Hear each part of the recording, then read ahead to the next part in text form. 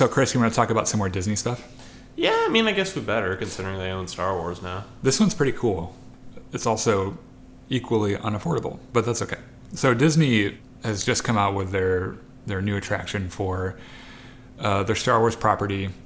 It's opening now in Florida. It looks like it might get hit by a hurricane. But in addition to Galaxy's Edge, they're also putting together a themed hotel.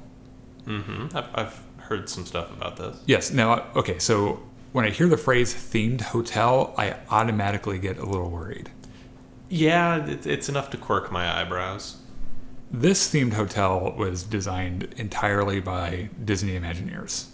Okay. Which makes me a little less worried about it because those guys are pretty smart. They're good at what they do. Yeah. So what I'm looking at so far for this is that the whole premise is that you're boarding a Star Cruiser called the Halcyon.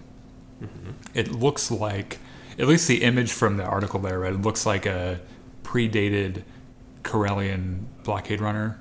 Like it has that general shape, but it looks a little bit different. The image on the article could be totally wrong. Like it'd just be something they found that they thought looked good. Well, there's only so many shapes you can make a starship and have it look like something Star Wars. From Star Wars, yeah, that's fair. So there are no windows in this hotel. Makes sense.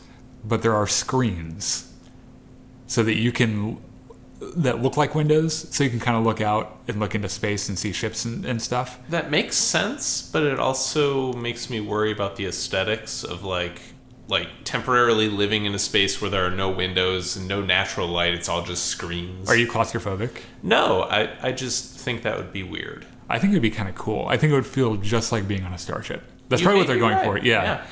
So you can only stay for 2 nights. That is it. Is that like something they designed into the experience, or is that because of demand? Both. But well, probably not so much demand. I don't know, maybe. Definitely for the experience, I think, but they probably also have we need to get people in and out of this because maybe it is demand. Who knows? Yeah. You can't stay any longer than 2 nights. I don't think you can stay any fewer than 2 nights either. They don't have a price that's like, they haven't officially said how much it's going to cost. If you need to ask, you can't afford. Right. It is rumored by allegedly solid sources that it's going to be $1,200 per person for the 2-day experience. That's a lot. Even by Disney standards. I'll never be able to afford that. Nope. That could also just be a complete lie. But that's what the word on the Disney street is. Yeah. So it's going to involve a 2-day story. Okay. Where you kind of live out your own Star Wars adventure. Mm-hmm. And it's going to have to do with the resistance against the First Order.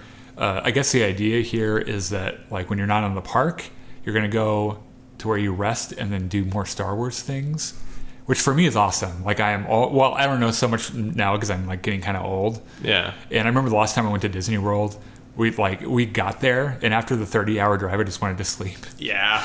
I would be really pissed if I walked in and they're like, here's a blaster, let's go do Jedi stuff. Even me, like, I need a nap first. Give me a nap. Yeah. I'm thinking that's going to be especially painful for, like, the parents of small children. I was just about to say. Who've just been walking around Disney all day, and then they come back and they want nothing other than just crash and have some peace and quiet and go to sleep.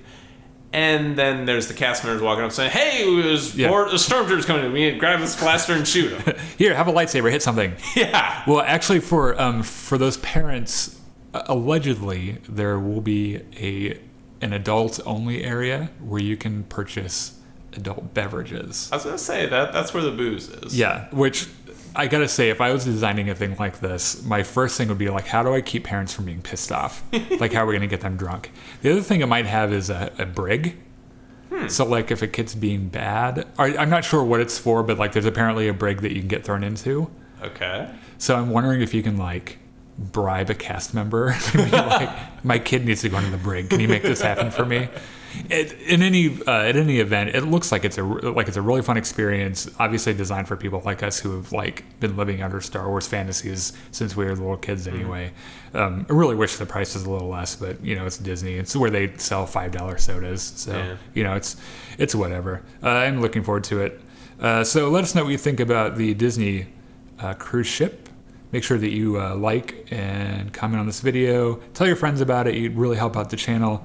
We just started this channel, so we're doing a lot of things all by ourselves and all the help that we can get to get the word out.